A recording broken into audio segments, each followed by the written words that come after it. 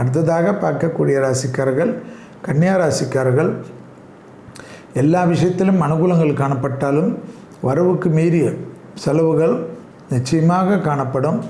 எல்லா விதத்திலும் இந்த மாதம் முழுவதும் மதியம் 1 மணிலேருந்து 2 மணிக்குள் சாப்பாடும் எலுமிச்சைப்பழ ஊறுகாவும் தானமாக கொடுப்பவர்களுக்கு பெரிய கஷ்டங்கள் நிச்சயமாக வராது. அலர்ஜி சம்பந்தப்பட்ட, தலைவலி சம்பந்தப்பட்ட, ஒத்த தலைவலி சம்பந்தப்பட்ட, காது மூக்கு தொண்டை சம்பந்தப்பட்ட பாதிப்புகளில் கவனமாக இருப்பது மிக மிக முக்கியம். தொழில் ஏற்றம், உத்தியோகம் ஏற்றம், வியாபாரம் ஏற்றம், படிப்பேற்றம் என்ற ஏற்றத்திற்கெல்லாம் குறைவில்லாமல் நல்ல முன்னேற்றம் அனுகூலத்தை தரும். குடும்பத்தில் அந்நியர் தலையீடு வேண்டாம். பிறர் குடும்ப விஷயத்தில் உங்களுடைய தலையீடு கூடவே கூடாது. வியாபாரத்தில் அனுகூலங்கள் நிச்சயமாக ஏற்படுவது கண்கூடாக பார்க்கலாம். கண்டிப்பாக பயணங்கள் சமயத்தில் ஆணாக இருந்தால் பெண்கள் விஷயத்திலும், பெண்களாக இருந்தால் ஆண்கள் விஷயத்திலும் அதீத கவனமாக இருப்பது முக்கியமான விஷயமாக காணப்படுகிறது.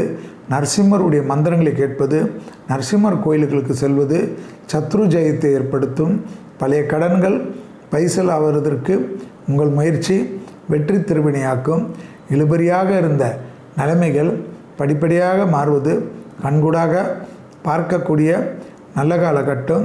தொழில், உத்தியோகம், வியாபாரம், படிப்பு சம்பந்தப்பட்ட ஏற்றங்கள் மிக சிறப்பானதாக சந்தோஷமாக இருக்கும். உள்ளூர் பயணம், வெளியூர் பயணம், கடல் கடந்த பயணங்கள் அனுகூலத்தை நிச்சயமாக பெற்றுத்தரும்.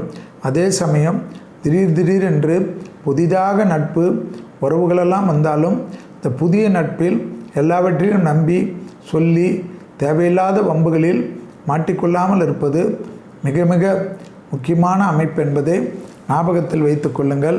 கன்னியா ராசிக்காரர்கள் பெண்கள் ஆண்கள் விஷயத்தில் அதீத கவனம், ஆண்களாக இருந்தால் பெண்கள் விஷயத்தில் அதீத கவனமாக இருப்பது மிக மிக முக்கியமான அமைப்பு என்பதை ஞாபகத்தில் வைத்து கொள்ளுங்கள்.